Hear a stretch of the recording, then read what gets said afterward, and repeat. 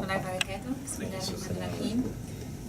Thank you very, very much, Kemal. This was such a moving talk. May Allah subhanahu wa ta'ala reward you for this. Thank you very, very much. So I guess the link between these two presentations, I would say, like we try to widen the scope of compassion to include more creatures.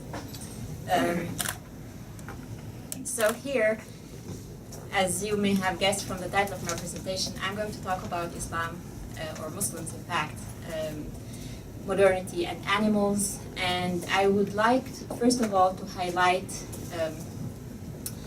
the deterioration in Muslims' attitudes toward animals, which has been going on in the last decades, last probably century or so. And then I would like to look into the reasons why, how did that happen, and hopefully all of that will help us gain some insights on how we can improve things. I'm an activist. I would like to make animals' lives better as much as I can. From a variety of textual sources, we learn, in fact, that Muslims, up until the 19th century, their compassion to animals, as Rodri says, was proverbial. If you look now, first of all, I mean, in the Muslim world, we have, as everyone else, there is, as most societies, factory farming has become, like quite common in most Muslim countries. Live transportation, including animals, like the sheep that are transported to Mecca for Hajj. This has become quite common. Use of insecticides in hospitals, farming, even households. Anecdotal information tells us quite often about how cruel Muslims have become, to non-human animals. Travelers to the Muslim world, even Muslims, like observing things happening in their own countries, they see this all the time. So definitely the deterioration is there. What I would like to do is, describe how things were in the past. Of course, first of all, I need to highlight that this change is not unique to Muslims. It has happened all over the place. Factory farming is not the invention of Muslims. It is, it's part of modernity, but it has become widespread. So this is not something unique to Muslims, but I'm talking about Muslims, so this is the focus of my presentation. So what about the past? I will, look for both at textual sources and, as much as I can, consider the empirical dimension as well, how things were in real life. I will start with the normative level and explore textual sources.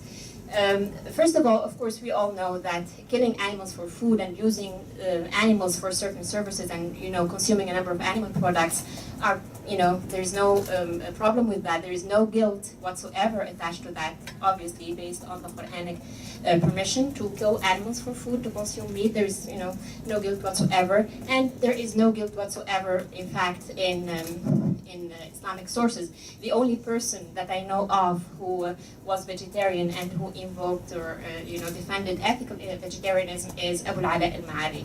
I don't know of anyone else who did this. Of course, there were many vegetarians, but they were not ethical vegetarians. They just didn't consume meat because meat was not available, for example. This is at least according to the textual sources that I have explored.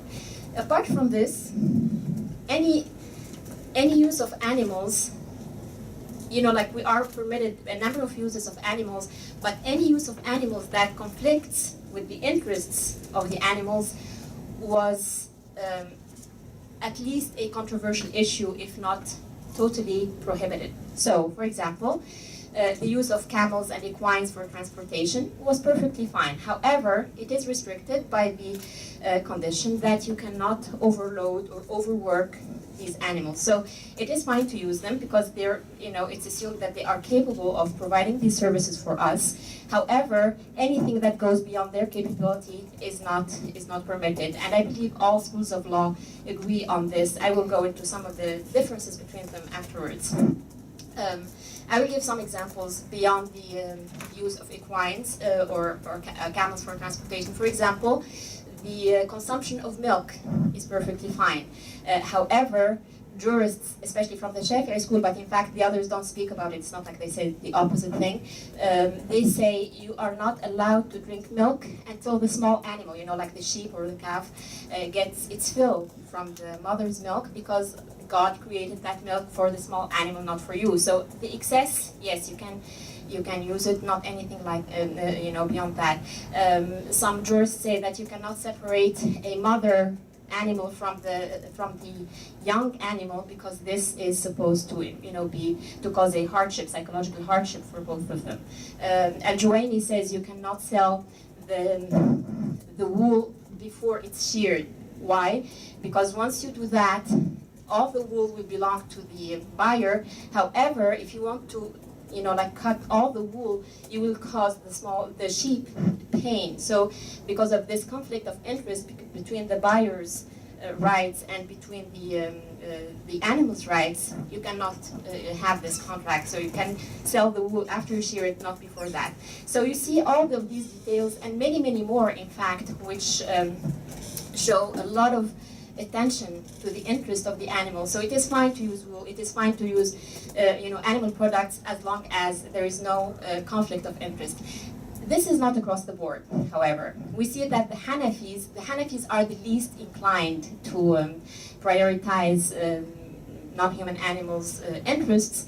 I believe this is because they had perhaps to deal more with you know, actual issues. I mean, I'm not, you know, this is not like, I'm not trying to see why they did this. However, it is reality that the Hanafis, for example, some of the differences, the Hanafis will tell you you can hunt beasts of prey, although according to all schools, it is either prohibited or at least discouraged to consume the flesh of these animals. And the reason they say it's because we are allowed to use their hides, or, you know, like the furs, etc.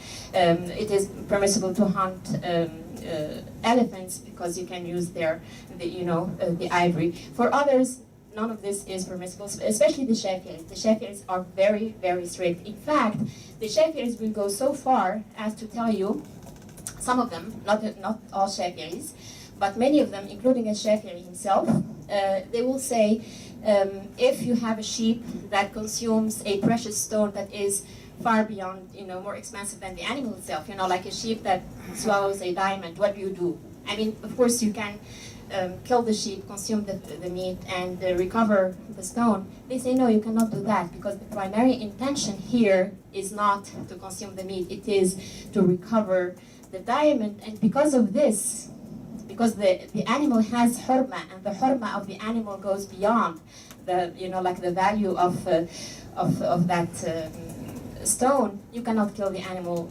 you know, like for this reason. Same thing, you know, like if you have a camel that is stuck in a building, you know, like it goes inside a building when it is still very small, and then it grows up and it cannot get outside that building. What do? You know, the Shafi'is will say, demolish the building and get the camel out. The Hanafis will say no. I mean, you have to evaluate the financial considerations here. If it is more, you know, if it is, you know, like they will pay attention to the interests of the owner and like all the human parties involved in this more than the animal. So we see that there were these variations here. However, even the Hanafis, they will still insist that there is afterlife accountability for, you know, like violating the interests of animals. So, for example, all schools of law agree that it is the obligation of the owner of domestic animals to feed them properly, within their means, of course, as much as they can. And if they can't, they have to give the animals to the you know, the ruler, the qadi, or whoever. The Hanafis, however, say that this is only a you know, like the accountability is only in the after and the hereafter. It's something between the person and God, right? Whereas the other schools, they say no, there is also legal accountability. If you don't feed your animals well, then the qadi, you know, like the ruler, can either you know, sell them or like if from Beit al-Mal, like if from the state funds they can provide for them, then they will provide for them as a loan or whatever, like they reach whatever agreement is they want to. Or in any case, I mean, they like you cannot allow the animals to continue to be underfed or to be mistreated, right? So, and this is illegal. So there is a legal responsibility here that is involved, and it's not something only that is between the person and Allah, like that involves afterlife accountability.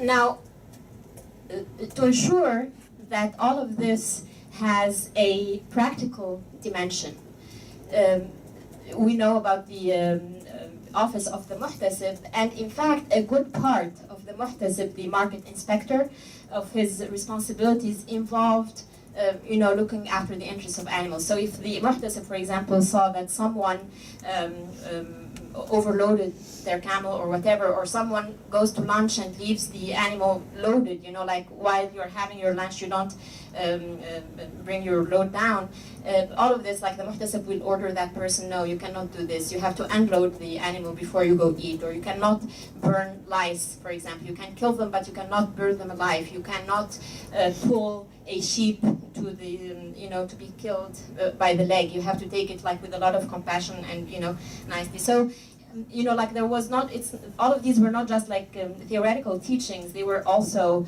there was also an institution, to make sure that these teachings were, implemented as much as possible. Of course, I mean, there is a limit. This is just like the market dimension. However, at least there is this this effort to make the protection of animals' interests something that is part of the government's responsibilities.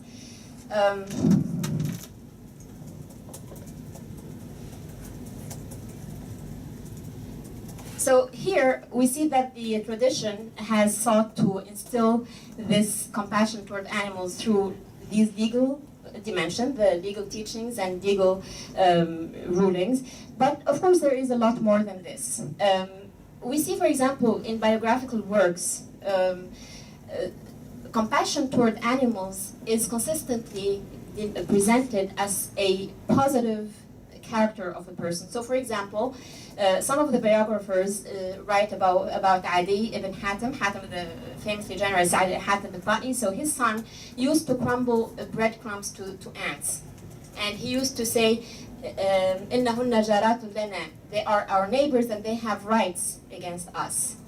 And this is presented in the biographical tradition not as a sign of wastefulness or of stupidity.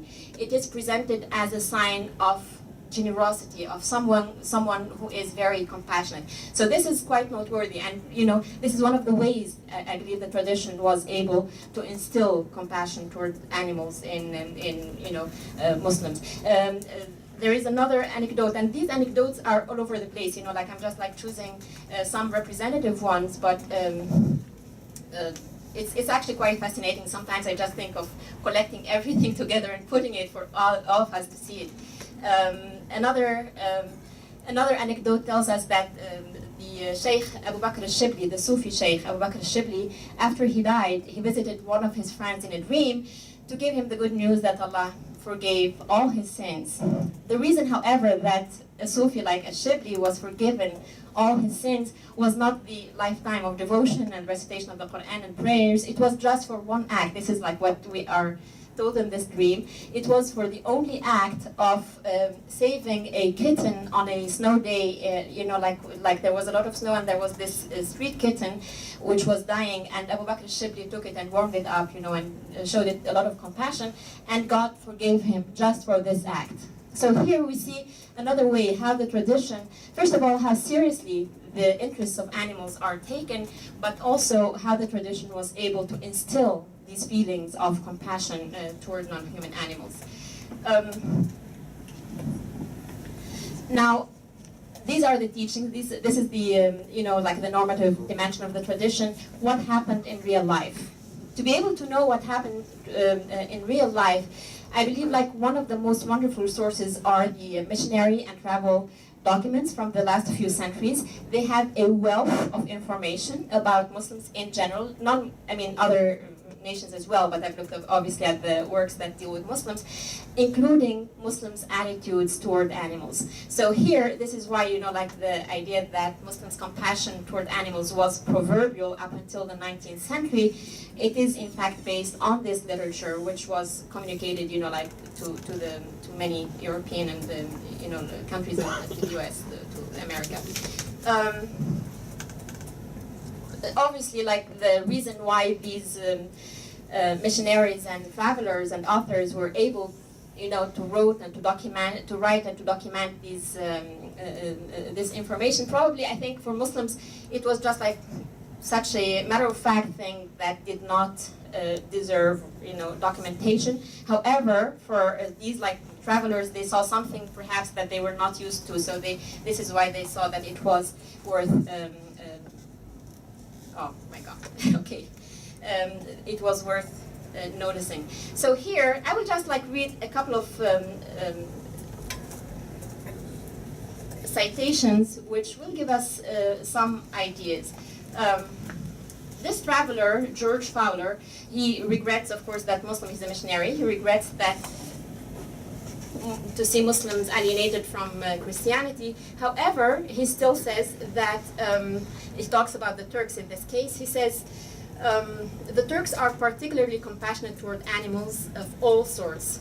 And then he says that you're not allowed to shoot pigeons or gulls or porpoises, any kind of animal. You're not, allowed to shoot them. He talks also about, some mosques in Turkey where pigeons will just like darken the horizon, the sky, because of their number, and they will go to the mosque because someone is in charge of feeding them. Some other authors say that, these birds feel so comfortable in these places that they will not even let you pass. Like they don't expect anyone to hurt them, so they just like take over. They don't allow people to walk around. George Fowler, the same author, he talks in a visit to Persia.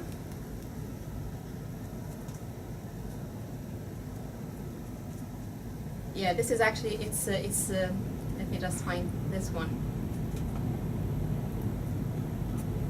Okay, this is another one that I found until I find the other one. So this is another writer, S.S. Hill. He says that the Mahometans, Muslims of course, might often shame Christians by their tenderness and their care for the food creation, but the dog and the cat seem to be their peculiar care. This is something that came as a big surprise for me. Dogs, like some people, the Fowler, in fact, this is the thing that I was looking for. He says, Mohammedans have a prejudice in dogs' favor. I don't know what, but they dare not kill a dog. If there be a complaint, it must be made through the mayor of the town, and he receives it with as much formality as if it were against any other inhabitant. You cannot kill a dog. It's just, Fowler says also like about cats. He relates a personal anecdote to the fact that when he shot a cat in his neighborhood, there was a whole uproar. Like he became afraid for himself.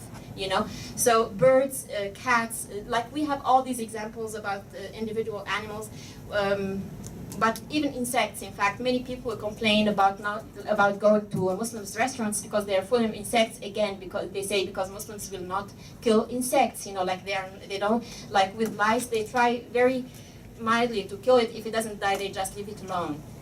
So even with animals that they are typically allowed to kill, they will not kill them. In Turkey, something that is quite interesting, people will go on market days and buy caged birds to free them. Why? They're seeking the reward in the afterlife. They think that these birds will attest on their behalf in the afterlife. So anyway, this is in fact a very rich genre, telling us, recording all of these attitudes about animals. So now I will try to account for this change. Edward Lane, the famous traveler also to Egypt, he attributes these changes to the influence of Franks. He says, "I'm inclined to think that the conduct of Europeans has greatly conducted to produce this effect, for I do not remember to have seen acts of cruelty to dumb animals except in places where Franks either reside or are frequent visitors."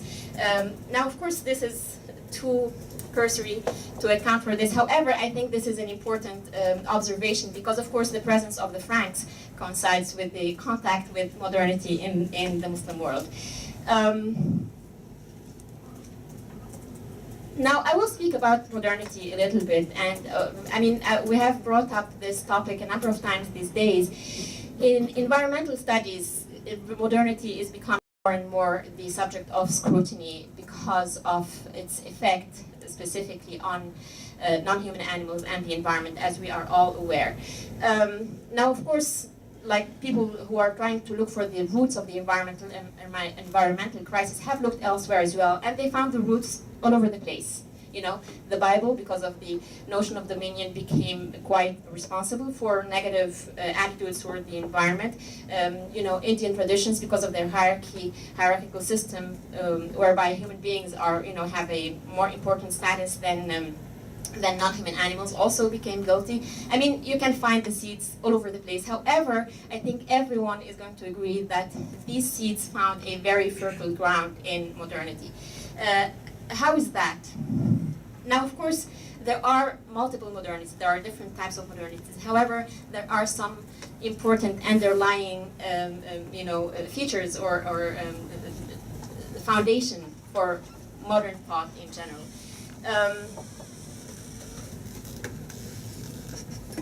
Modernity is based on two main principles, which are the economic and scientific progress. So these two ideals of economic and scientific progress lie at the heart of modernity. Modernization itself was primarily prompted by relentless pursuit of economic growth, which remains the propelling force and one of the most salient features of modernity until the present day.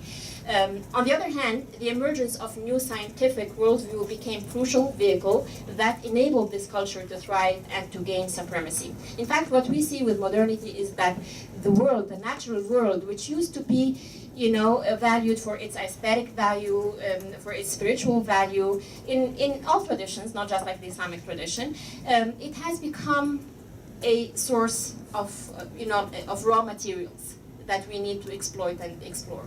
And science is doing the same thing. Science, like the main subject of scientific study, is nature. It is trying to, understand nature as a way of controlling nature. So what we see here is both the economy and the economic and scientific dimensions of modernity seek to control nature. Nature has lost all of its aesthetic and spiritual dimension. It has become just, it has only this economic value. We need to explore it. And all of this, why? It is to what many environmentalists call to overcome material scarcity, overcome poverty, overcome illness, allow humans to live longer, to live a better life. So what we see with modernity is that it is in fact the most anthropocentric system ever. All traditions are anthropocentric, including the Islamic one. All traditions value the human being more than other creatures. However, with modernity, it's not just that. It has become the main preoccupation of this worldview to serve the human being. The human being has become the most valued creature. It has become the, the criterion against which everything else is assessed, etc. So this centrality of the human being is the most important, dimension of modernity.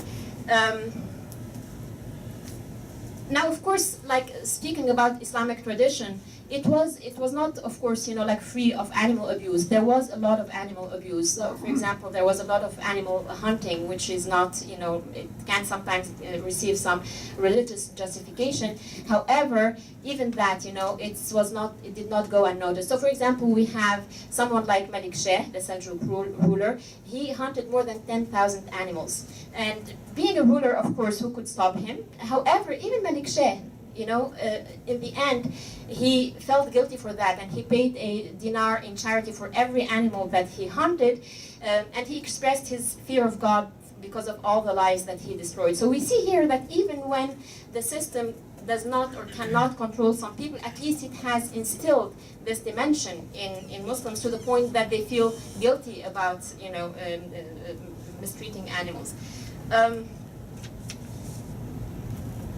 Okay, now I will go to the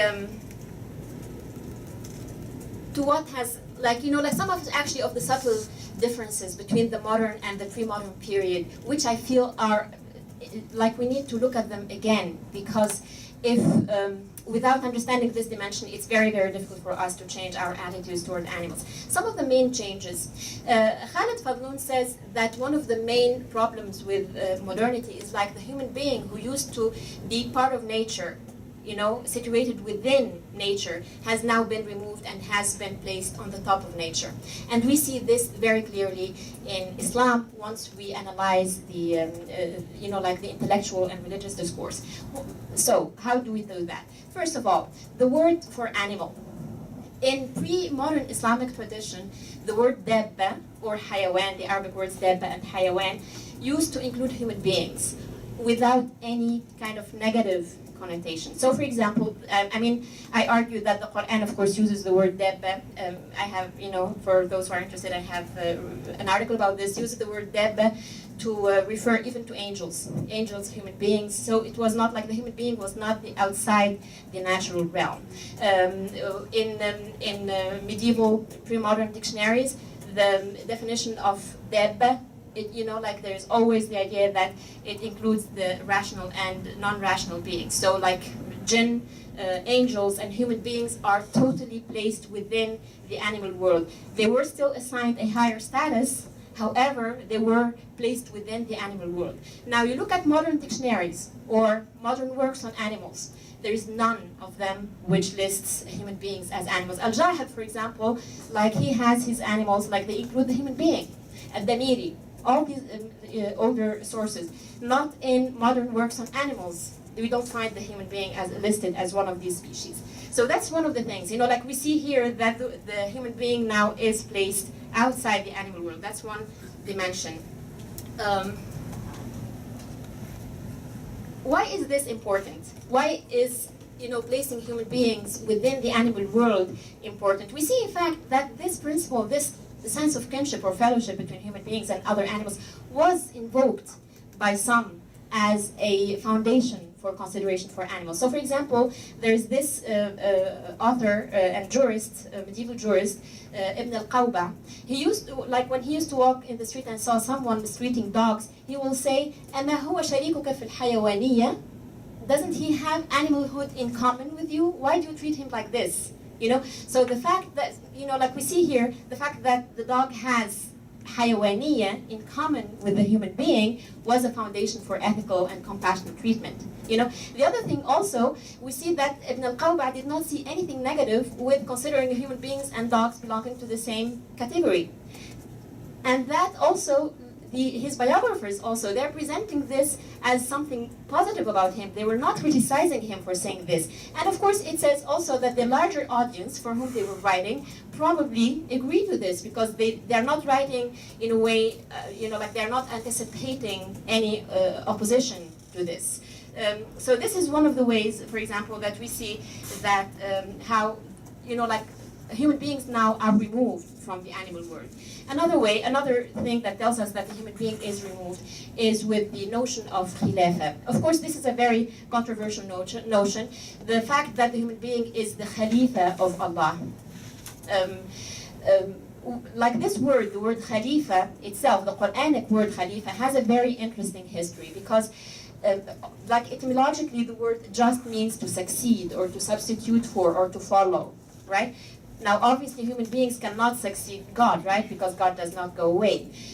Now, in the Umayyad period, the word Khalifa of Allah became used, but probably at that time it was with the idea that the human being is the Khalifa appointed by Allah. You know, like the Caliph is the Caliph, Khalifat Allah, not in the sense that he is the one who succeeds Allah, but in the sense of the one who is appointed by Allah. And the Umayyads, of course, wanted to present themselves as God's chosen. However, the phrase Khalifat Allah became used more and more, and after a while, probably what happened was that people forgot this, and for them, like, to be a successor of God was blasphemous, so the idea of representation started to emerge. However, up until the 19th century, the word Khalifat Allah was not used to refer to the entire humankind or even the Muslim community. It was only the Caliph, or for most jurists, in fact, it was the Prophet, because the Prophets are the only people who are, righteous enough to be able to represent God. The idea that the entire humankind could represent God was in fact embraced by Ikhwan al-Safa and a couple of authors. However, it was not there. It's simply like Fritz Stepa, in fact, has written about this, and he's like, he observes that how, because of ideas of democratization and the fact that we want the representation of God not to be something limited to just the caliphs, it has become now widespread. So the entire humankind, or at least the Muslim community, are perceived as caliphs or as representatives, some people who act on behalf of God. Which in Ibn Taymiyyah's writing, Ibn Taymiyyah of course comments only on the idea that the caliph or some human beings could be the representatives of God. He says this is blasphemous. This is blasphemous because when you say this, you're saying that the human being is succeeding God. God does not go away. He never dies. He never goes away. He doesn't need someone, in fact, to look after his creation on his behalf because he's omnipresent in his creation. There is really no need whatsoever for this function. The only utility of this idea is to present the human being as someone who is more worthy or more important. And in fact, we see that in one of the translations of the Quran by Rashid Khalifa, he translates the word Khalifa as mini-God.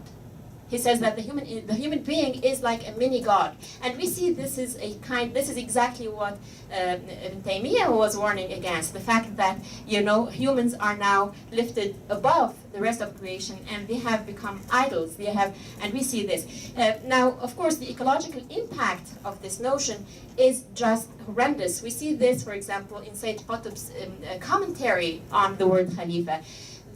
What he says, this verse tells the human being, go ahead, tells Muslims, go ahead and explore the natural resources, dismantle, really, ecologically speaking, when you look at this passage, you see exactly where the negative attitudes toward the natural world are coming from. They are coming from these interpretations of these Quranic words, right? So this is another thing that we need to look at, one of the indications of this change at the religious discourse and the intellectual discourse.